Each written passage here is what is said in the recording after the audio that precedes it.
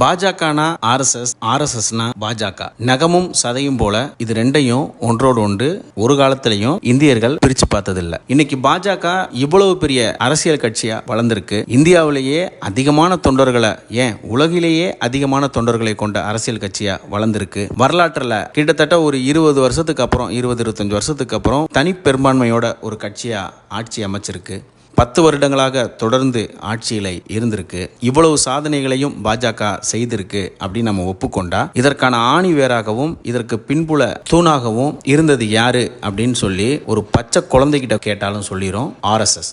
RSS என்ற ஒரு அமைப்பு தான் ஒவ்வொரு வீடாக சென்று பாஜகவை ஆட்சி கட்டில அமர வைத்ததற்கான முக்கிய உந்து சக்தியாக இருந்தது அப்படின்றத யாருமே மறுக்க மாட்டாங்க. அப்படிப்பட்ட ஆர்எஸ்எஸ் பற்றி பாஜகவினுடைய தலைவர் நட்டா அவர்கள் ஒரு கருத்து சொல்லியிருக்காரு. என்ன சொல்றாரு அப்படின்னா, அப்ப தேவைப்பட்டாங்க, இப்ப தேவையில்லை, நாங்க வளர்ந்து விட்டோம், பாஜக தனியாக இயங்கும் அப்படின்னு சொல்லி பாஜக ஆர்எஸ்எஸ் உறவை பற்றி பாஜகவினுடைய தற்போதைய தலைவர் திரு நட்டா அவர்கள் ஒரு பரபரப்பான கருத்தை சொல்லியிருக்காரு. இந்தியாவில் 2024 பொது தேர்தலுக்கான தேர்தல்கள் நடைபெற்று கொண்டிருக்கக்கூடிய இந்த காலகட்டத்தில் ஆர்எஸ்எஸ் பற்றி இப்படி ஒரு கருத்தை திரு ஜே.பி. நட்டா அவர்கள் சொல்ல வேண்டிய கட்டாயம் என்ன? அப்படி சொன்னா அதனுடைய பின்விளைவுகள் என்ன மாதிரியாக இருக்கும்? பிரதமர் மோடி மற்றும் அமித்ஷா இவர்களுடைய அனுமதி இல்லாம இப்படி ஒரு கருத்தை திரு நட்டா அவர்களால் சொல்ல முடியுமா? நடந்து முடிந்த தேர்தல்களில் பாஜக மீண்டும் ஆட்சி அமைக்க வாய்ப்பு இருக்கா?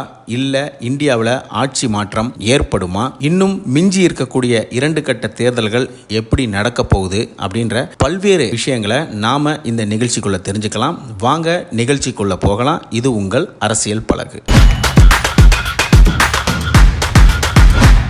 பாஜகவினுடைய தேசிய தலைவர் ஜே.பி. நட்டா அவங்க இந்தியன் எக்ஸ்பிரஸ்க்கு ஒரு பேட்டி தராங்க. அந்த பேட்டியில ஒரு கேள்வி கேட்கிறாங்க. பிரதமர் அடல் பிகாரி வாஜ்பாய் காலத்துல இருந்து இப்போது ஆர்எஸ்எஸ் இருப்பு எவ்வாறு மாறிவிட்டது அப்படின்ற ஒரு கேள்விக்கு நட்டா பாத்தீங்கன்னா பதில் சொல்றாரு. தொடக்கத்துல நாங்க திறன் குறைவாகவும் சிறியவர்களாகவும் ஆர்எஸ்எஸ் தேவைப்பட்டவர்களாகவும் இருந்திருக்கோம். இன்று நாங்கள் வளர்ந்து திறமையா இருக்கிறோம். பாஜக தானே இயங்கும் அப்படின்னு சொல்லி ஒரு கருத்தை தெரிவிக்கிறார். அது போக பாஜகவுக்கு இப்போது ஆர்எஸ்எஸ் ஆதரவு தேவையில்லையா அப்படின்னு ஒரு கேள்வி கேட்கிறாங்க. அதுக்கு பதிலளித்த திரு நட்டா, கட்சி வளர்ந்திருக்கு, ஒவ்வொருவருக்கும் அவங்கவுங்க கடமையும் பாத்திரங்களும் உள்ளன. ஆர்எஸ்எஸ் ஒரு கலாச்சார மற்றும் சமூக அமைப்பு, ஆனா நாங்க ஒரு அரசியல் அமைப்பு, இது தேவையான ஒரு கேள்வி இல்லை அப்படின்னு சொல்லி ஒரு மாதிரி மலுப்பலா பதில் சொல்லியிருக்காரு. சரி, இந்த பதில மேலோட்டமா நாம் அவர் சொன்னதுல இருந்து புரிஞ்சுக்கிறது என்னன்னா, அந்த கட்டுரையுடைய தலையங்கம் எப்படி இருக்குன்னா, அப்ப தேவை இப்ப தேவையில்லை அப்படின்ற மாதிரி பாஜகவினுடைய தலைவர் ஆர்எஸ்எஸ் மாதிரி ஒரு உயர்ந்த எந்த இயக்கத்தால பாஜக வளர்ந்ததோ அந்த இயக்கத்தை பற்றி ஓப்பனா ஒரு பேட்டியில ஏன் சொல்லணும்? தேர்தல் நடந்துட்டு இருக்கக்கூடிய காலகட்டத்தில் ஏன் சொல்லணும் அப்படின்னா, இதுல துணையா நமக்கு எழுதுற கேள்விகள் என்னன்னு பாத்தீங்கன்னா, பாஜகவிற்கு ஆர்எஸ்எஸ் உறவு தற்போது தேவையில்லையா, இல்ல தற்போது இருக்கக்கூடிய பாஜகவினுடைய கருத்தியலோடையோ இல்ல எலெக்ஷன் ஸ்ட்ராட்டஜியோடையோ ஆர்எஸ்எஸ் ஒத்து போகலையா அப்படின்னு சொல்லிதான் பார்க்கணும். குறிப்பா 2025 ஆர்எஸ்எஸ் தொடங்கப்பட்டு 100 ஆண்டுகள் முடிய போகுது. அந்த 100 ஆண்டுகள் நிகழ்வு நடைபெறும் பொழுது தனதால் உருவாக்கப்பட்ட தனது சித்தாந்தத்தோடு ஒத்து போகக்கூடிய ஒரு அரசியல் கட்சி ஆட்சியில இருக்கணும் அப்படின்னா, பாஜக ஆட்சியில இருக்கணும் அப்படின்னு தான் ஆர்எஸ்எஸ் 100% விரும்பும். அப்படி இருந்தும் ஆர்எஸ்எஸ் பற்றி இப்படி ஒரு பகிரங்கமாக உங்களுடைய உறவு தற்போது தேவையில்லை அப்படின்னு ஓப்பனாக சொல்லலனாலும் பட்டும் படாமலும் சொல்லப்படுவது போன்ற ஒரு கருத்து தெரிவிக்கக்கூடிய இந்த விவகாரத்தை ஜே.பி. நட்டா ஒரு இந்தியாவின் முன்னணி பத்திரிகையில சொல்றாருன்னா, நிச்சயமாக பிரதமர் மோடி மற்றும் அமித்ஷா அவர்கள் இருவருடைய ஒப்புதல் இல்லாம இந்த மாதிரி ஒரு கருத்தை சொல்ல முடியாது. அடிப்படையில் சில பத்திரிகையாளர்கள் சொல்லக்கூடிய கருத்துக்கள் என்னன்னா, ஆர்எஸ்எஸ்ல அடிமட்ட தொண்டர்கள் பாத்தீங்கன்னா இறங்கி வேலை செய்யல. காரணம், பெரும்பாலும் பாஜகவில் பாத்தீங்கன்னா புதிய வேட்பாளர்களை போட்டிருக்காங்க. இந்த புதிய வேட்பாளர்கள் யாருன்னு பாத்தீங்கன்னா மாற்று கட்சியிலிருந்து வந்தவங்க. குறிப்பாக சென்ற முறை எலெக்ஷன்ல எந்த வேட்பாளர்களை எதிர்த்து மக்களிடம் அவர்களுடைய குறைகளை சொல்லி பிரச்சாரம் செய்தார்களோ ஆர்எஸ்எஸ் கேடர்ஸ்லாம், அந்த வேட்பாளர்களை இந்த முறை பாத்தீங்கன்னா பாஜக கேண்டிடேட்டா போட்டிருக்காங்க. உதாரணத்துக்கு கிட்டத்தட்ட 135 பேர் பாத்தீங்கன்னா மாற்று கட்சியிலிருந்து வந்தவங்கள கேண்டிடேட்டா போட்டிருக்காங்க. ஆர்எஸ்எஸ் ஆல ரெக்கமெண்ட் செய்யப்பட்ட பலருக்கு சீட்டு மறுத்திருக்காங்க. பொதுவாக பாத்தீங்கன்னா இந்த மாதிரி தேர்தல் நடைபெறக்கூடிய காலகட்டத்தில் அதிகாரப்பூர்வமா இல்லைனாலும் ஆர்எஸ்எஸ் மற்றும் பாஜக இடைவருக்கும் மத்தியில் பாத்தீங்கன்னா இந்த வேட்பாளர்கள் சம்பந்தமான ஒரு டிஸ்கஷன் இருக்கும். அந்த மாதிரி ஒரு டிஸ்கஷனே இந்த வாட்டி கிடையாது. அத்தனை முடிவுகளையும் பிரதமர் மோடி மற்றும் அமித்ஷா அவங்களுடைய அவையிலே பாத்தீங்கன்னா எடுக்கப்பட்டுருச்சு. அதனாலதான் தேர்தல் பிரச்சாரங்கள்ல மோடி அமித்ஷாவை தவிர வேறு யாரும் தென்படுவதில்லை. குறிப்பா வந்து பாத்தீங்கன்னா யோகி ஆதித்யநாத் ஒரு ஸ்டார் பேச்சாளர். கடந்த முறை தேர்தலுக்குலாம் வந்து பாத்தீங்கன்னா கர்நாடகா தேர்தலுக்கே வந்து அவர் பிரச்சாரம் பண்ணிட்டு போயிட்டு இருந்தாரு. இந்த வாட்டி வந்து பாத்தீங்கன்னா மோடி பெரும்பாலும் உத்தரப்பிரதேசத்தை விட்டு வெளியே வரல. ஓகேங்களா, அவரை வந்து பாத்தீங்கன்னா எதிர்பார்க்கல. மோடி அவர்கள் வந்து மோடி தன்னை விட உத்தரப்பிரதேசத்தில் இன்னைக்கும் வந்து மக்களுடைய கருத்துக்களில் வந்து பாத்தீங்கன்னா நாங்கள் மோடிக்காக ஓட்டு போடல, ஆனால் யோகிக்கு நாங்கள் ஓட்டு போடுவோன்ற மாதிரி சொல்லப்படும் பொழுது தன்னை தாண்டி ஒரு மாநிலத்தில் ஒரு தலைவர் வளர்றாரு அப்படின்றத மோடி ஒரு காலம் அசப்ட் பண்ணிக்க மாட்டாரு. குறிப்பா எடியூரப்பாவை கர்நாடகால இருந்து ஓரம் கட்டினாங்க. சிவராஜ் சிங் சவுகான் மோடியை விட ஒரு சீனியர்னு சொல்லலாம். மத்திய பிரதேசத்தை நீண்ட நாட்கள் ஆண்டவர். அவருக்கு வந்து பாத்தீங்கன்னா முதலமைச்சர் பதவி ஏதோ ஒரு காரணம் காட்டி மறுக்கப்பட்டு வேற ஒருத்தரை போடுறாங்க. ராஜஸ்தான்ல வசுந்தரா அவங்களுக்கு வந்து பாத்தீங்கன்னா முதல்வர் பதவி மறுக்கப்பட்டு வேற ஒரு ஆளை போடுறாங்க. இந்த மாதிரி பல்வேறு இடங்கள்ல வந்து பாத்தீங்கன்னா யாருக்கெல்லாம் மாநிலத்தில் செல்வாக்கு இருக்குதோ அந்த செல்வாக்கு மிக்க நபரை மெயின்ல எடுத்துட்டு புது ஆளை போட்டு அவங்களுடைய முக்கியத்துவத்தை குறைக்கக்கூடிய வேலையில வந்து பிரதமர் மோடி மற்றும் அமித்ஷா இந்த டீம் வந்து செய்யறாங்க. அதனால வந்து பாத்தீங்கன்னா இவங்க இரண்டு பேரையும் தாண்டி மூன்றாவதாக பிரச்சாரம் செய்வதற்கு பாஜக வந்து தலைவர்களே இல்லையா அப்படின்னு கேட்டா இல்ல, எவ்வளவு பேர் இருக்காங்க. ராஜ்நாத் சிங் இருக்காங்க, சவுகான் அங்க இருக்காரு, வசுந்தராஜ் இருக்காங்க, ஒவ்வொரு எடியூரப்பா இங்க இருக்காங்க. ஒவ்வொரு மாநிலத்திலையும் பாஜகவில் வந்து பெரிய பெரிய தலைவர்கள்லாம் இருக்க செய்யறாங்க. ஆனா இப்ப அவங்க யாருக்குமே வந்து மீடியாக்களுடைய வெளிச்சமோ அவங்களுடைய முகங்களோ தெரிவது கிடையாது. நேரடியாக மோடி, பிரதமர் மோடி அவர்கள் மற்றும் அமித்ஷா அவங்கள தாண்டி எதுவுமே தென்படுறதில்ல அப்படின்ற விஷயங்கள்ல. சோ ஆர்எஸ்எஸ் வந்து இந்த மாதிரி ஒரு களத்துல இறங்கி தற்போது இருக்கக்கூடிய பாஜகவிற்காக, அதாவது மோடி திரு அமித்ஷா அவர்களுடைய பாஜகவிற்காக செயல்படல அப்படின்ற ஒரு விஷயம் அரசியல் புரசலா இருக்கும் பொழுது மோடி அவர்கள் தொடர்ந்து பிரதமராக இருப்பதை, அதாவது பாஜகவினுடைய ஆட்சி மீண்டும் வேண்டும் ஆனால் மோடி மீண்டும் வரக்கூடாது அப்படின்ற மாதிரி ஒரு கருத்து பாஜகவுக்கு உள்ளேயும் ஆர்எஸ்எஸ் மத்தியிலும் இருக்கு அப்படின்னு அரசியல் புரசலாக பேசப்பட்ட கருத்துக்கு வலுவூற்ற வகையில பாஜகவினுடைய தலைவரே வந்து பாத்தீங்கன்னா அதற்கு ஒரு பதில சொல்லி நாங்க வளர்ந்துட்டோம் அப்படின்ற மாதிரி சொல்லி ஒரு முற்றுப்புள்ளியை ஏற்படுத்தி வைத்திருக்கிறாரு. இதன் மூலமாக வந்து பாத்தீங்கன்னா ஆர்எஸ்எஸ் மற்றும் பாஜக இரண்டுக்கும் இடையே உறவு இருக்கு. உறவுல எந்த பிரச்சனையும் கிடையாது. அது ஒன்றோடு ஒன்று தொடர்புடையது. தற்போது இருக்கக்கூடிய தலைமையிடம் கருத்து வேறுபாடு இருக்கு அப்படின்றது மட்டும் வெட்ட வெளிச்சமாக பொதுவெளிக்கே வந்திருக்கு. இப்படி ஒரு பக்கம் சூடான தகவல்கள் போயிட்டு இருக்கும் போது இன்னொரு பக்கம் நடந்து முடிந்த தேர்தல்களில் என்ன ஆயிருக்கு, குறிப்பாக பாஜக தன்னுடைய கோட்டையாக கருதக்கூடிய மத்திய பிரதேசம், குஜராத், பீகார், மகாராஷ்டிரா, ராஜஸ்தான், உத்தரப்பிரதேசம், இந்த ஹிந்தி ஹார்ட்கோர்ல என்ன நடந்துகிட்டு இருக்கு.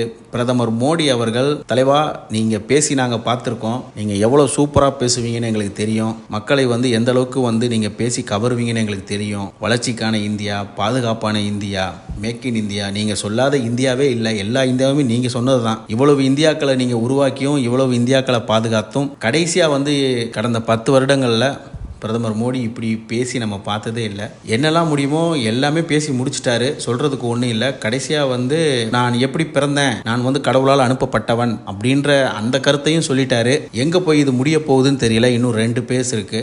ஸோ அது வரைக்கும் நம்மளுடைய தலைவர் பிரதமர் அவர்களுடைய உரைக்கு பஞ்சம் இருக்காது. இன்னும் தொடர்ந்து பல விஷயங்களை சொல்வார். அந்த அளவிற்கு பிரதமர் மோடி அவர்களுடைய பிரச்சாரம் போக வேண்டிய சூழல் என்ன? ஏன் பிரதமர் மோடி இவ்வளவு டீப்பா போய் புல்டோசரை வச்சு ராமர் கோயிலை இடிச்சிருவாங்க, நீங்க புல்டோசரை வந்து யார் பயன்படுத்தணும்னு பார்த்துக்கோங்க, யாருக்கு எதிராக புல்டோசர் பயன்பட வேண்டும்னு பார்த்துக்கோங்கன்னு பிரதமர் மோடி அவர்கள் பேசுறாங்க. தான் வந்து கடவுளால் அனுப்பப்பட்டவர்னு பேசுறாங்க. ஒரிசால போயிட்டு பூரி ஜெகநாதர் கோயில் சாவியை வந்து தமிழ்நாட்டில் வச்சுட்டாங்க அப்படின்னு சொல்லி பேசுறாங்க. ஸோ மதம், கோயில், இந்த அரசியல் வந்து பார்த்தீங்கன்னா இதை சுற்றியே சுழர்ந்து கொண்டிருக்கக்கூடிய காரணம் என்ன? என்னாச்சு 2014 இருந்த மாதிரி வளர்ச்சிக்கான இந்தியா எங்க போச்சு, பாதுகாப்பான இந்தியா, இது சம்பந்தமான பேச்சுக்கெல்லாம் எங்க போச்சுன்னு தெரியல. ஏன் திரும்ப திரும்ப மதம், இஸ்லாமியர்கள் இப்படியே வந்து தன்னுடைய கேம்பெயினை வந்து பிரதமர் மோடி அவர்கள் ஏன் நகர்த்திட்டு போறாங்கன்னு தெரியல அப்படின்னு பார்க்குறப்ப சில விஷயங்கள் நமக்கு கிடைக்குது. என்ன கிடைக்குதுன்னா, 2019 பிரதமர் மோடி அவர்கள் 303 சீட்டை ஜெயிச்சிட்டாங்க. இதுதான் பாஜகவினுடைய உச்சகட்ட வளர்ச்சி.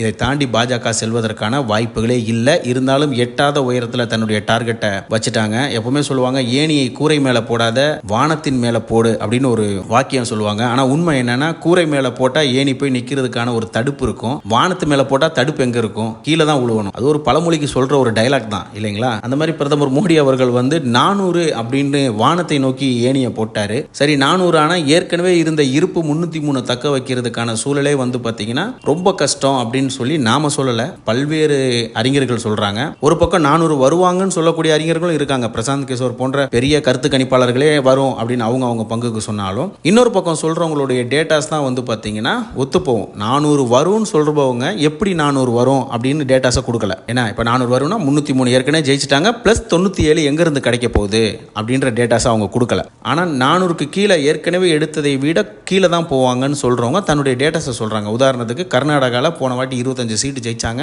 அந்த மாதிரி ஜெயிப்பதற்கான வாய்ப்பே கிடையாது அப்படின்னு தெளிவாக சொல்கிறாங்க. மகாராஷ்டிராவில் போன வாட்டி 40க்கு மேலே அடித்தாங்க, இந்த வாட்டி வாய்ப்பே கிடையாதுங்க. ஒரு பக்கம் பால் தாக்கரேவுடைய பையன் உத்தவ் தாக்கரே வந்து ஸ்ட்ராங்காக நிற்கிறாரு, அவர் மேலே ஒரு பெரிய அனுதாபாலையே இருக்குது. தேசியவாத காங்கிரஸ் தலைவர் சரத்பவார் இப்போ அந்த கட்சியை வந்து அவங்க இவர்கிட்ட கொடுத்துட்டாங்க, அவர் மருமகன் அஜித் பவார்கிட்ட கொடுத்துட்டாங்க, அவர் மேலே ஒரு அனுதாபாலை இருக்குது. மகாராஷ்டிரா விவசாயிகள் கோவமாக இருக்காங்க. ஏங்க கோவமாக இருக்காங்க அப்படின்னு கேட்டிங்கன்னா, வெங்காயத்தை ஏற்றுமதி பண்ணக்கூடாது அப்படின்னு சொல்லி சென்ற வருடம் வந்து ஒரு சட்டத்தை போடுறாங்க. இந்தியாவிலிருந்து வெங்காயம் ஏற்றுமதி செய்யப்படலை. அதுக்கப்புறம் வந்து பார்த்தீங்கன்னா மகாராஷ்டிரா பொறுத்த வரைக்கும் மஞ்சள் வெங்காயம் நம்ம சாதாரண நம்ம பார்க்குறோம்ல, நம்ம வீட்டில் வெங்காயம்னா வெள்ளை கலர் வெங்காயம் பெரும்பாலும் நீங்கள் பார்க்க மாட்டீங்க.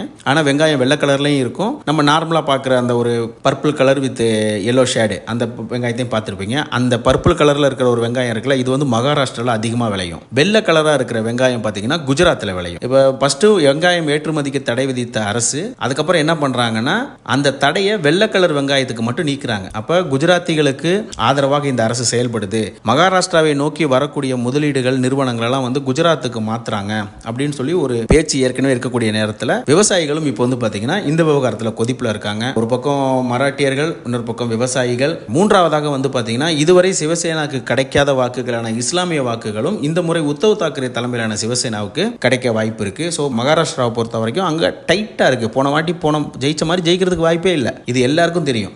பீகார்ல போன வாட்டி 40 அடிச்சாங்க, இந்த வாட்டி அதற்கான சாத்திய கூறுகள் இருக்கானா கண்டிப்பா இல்ல. பாஜக பிளஸ் நிதிஷ்குமார் கூட்டணி. நிதிஷ்குமார் ஒரே ஒரு ரோட் ஷோவோ 2 ஷோவோ நடத்திட்டு போயிட்டாரு, பிரச்சாரத்துக்கே வரல. அவர் பிரதமர் மோடி அவர்கள் பங்கேற்ற பிரச்சார மேடையில் கூட நிதிஷ்குமார் வரல. அவருடைய பேரு அந்த மாநிலத்தில் ரொம்ப கெட்டு போயிருக்கு. அவர் இந்த பக்கமும் அந்த பக்கமும் தாவி தன்னுடைய பேரை ரொம்ப டேமேஜ் பண்ணியிருக்காரு. இன்னொரு பக்கம் வந்து பார்த்தீங்கன்னா லாலு பிரசாத்தினுடைய மகன் தேஜஸ்வி யாதவ், அவர் பார்த்தீங்கன்னா சும்மா சுழண்டு அடிக்கிறாரு. சோசியல் மீடியாவில் ஃபுல்லாக அவர் தான் ட்ரெண்டிங்கு. பேசக்கூடிய இடங்கள்லாம் வந்து பார்த்தீங்கன்னா பயங்கரமான கூட்டம். ஸோ அங்கேயும் வந்து ஜெயிப்பாங்க, ஜெயிக்க முடியாதுல்ல. பாஜக ஒரு பெரிய கட்சி, அதில் மாற்றுக்கிறது கிடையாது. சென்ற முறை மாதிரி 40 அப்பெல்லாம் அடிப்பாங்களானா வாய்ப்புகள் ரொம்ப குறைவு. ராஜஸ்தானில் யாரை நாங்கள் போட்டோம் எங்களுக்காக தான் ஓட்டு விடுவோம் அப்படின்னு சொல்லி பிரதமர் மோடி காட்ட நினைக்கிறார். அதற்காக பெரிய தலைவர்களை ஓரம் கட்டுறாரு. இன்னொரு பக்கம் வந்து பார்த்தீங்கன்னா காங்கிரஸ் சென்ற முறை தோத்து இருந்தாலும் பெரிய வித்தியாசத்தில் தோக்கல, கொடூரமாலாம் போய் தோக்கல. அவங்க 2-3% வாக்கு வித்தியாசம்லாம் தோத்தாங்க. ஸோ அங்கேயும் போன மாட்டி மாதிரி ஸ்வீப் பண்ணதுக்கு வாய்ப்பு இல்லை. பஞ்சாப்ல பாஜகவிற்கு வாய்ப்பு கிடையாது. ஹரியானாவில் விவசாயிகளுடைய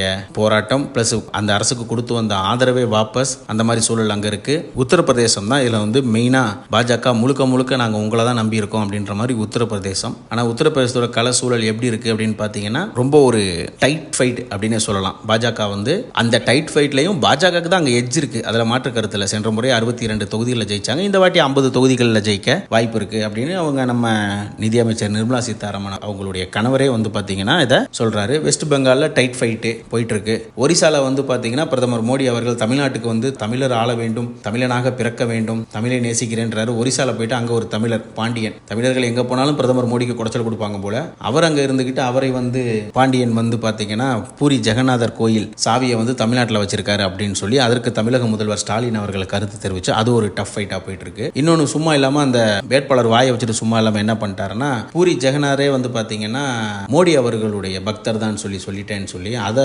ஒரிசாவினுடைய சீஃப் மினிஸ்டர் நவீன் பட்நாயக் எடுத்து பெரிய விவகாரமாக்கி அதுக்கப்புறம் இல்லை நான் வாய் குளறி சொல்லிட்டேன், நான் 3 நாள் வந்து நோன்பு வைக்க போறேன் அப்படின்னு சொல்லி அவர் ஸ்டேட்மெண்ட் கொடுக்க சொன்னதுக்கு பதிலாக இன்னொரு பக்கம் வந்து கோயில் சாவியை வந்து தமிழ்நாட்டில் வச்சுட்டாங்கன்னு சொல்லி தமிழர்களை இழிவுபடுத்தி பேசிட்டாங்க அப்படின்னு சொல்லி ஒரு விஷயம் போக இப்படி இருக்கு. இது போக செல்லூர் ராஜு வந்து பார்த்தீங்கன்னா இடையில நேற்று ராகுல் காந்தியினுடைய புகைப்படத்தை பகிர்ந்து என்னை கவர்ந்த தலைவர்னு சொல்லி ஒரு ட்விட் போடன்னு சொல்லி மொத்தமாகவே வந்து பார்த்தீங்கன்னா இந்திய அரசியல் களம் அப்படியே மொத்தமாக மாறி வேறொரு காற்று அடிக்கிற மாதிரி ஒரு விஷயம் தெரியுது. இருந்தும் தனி பெரும்பான்மையாக, அதாவது கிட்டத்தட்ட 200 தொகுதிகளுக்கு மேலே ஒரு கட்சி தனியாக பெறும்னா அது கண்டிப்பாக பாஜக தான் பெறும் அப்படின்ற கருத்தில் யாருமே மாறுபடலை. எல்லாரும் ஒற்ற கருத்தாக அந்த விஷயத்தை தான் சொல்கிறாங்க.